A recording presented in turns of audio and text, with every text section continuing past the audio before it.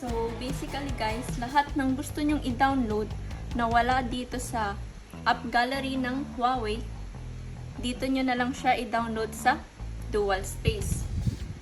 So, katulad ng Gmail or any other apps, andito lang siya sa iisang folder, which is dual space. So, dapat tama lang yung dual space na i-download nyo. So, ilalagay ko sa description yung link para masundan ninyo kung paano ba gumamit ng Google Play Services dito sa Huawei or kahit na sa anong Huawei na hindi pwede ang Google Play Services.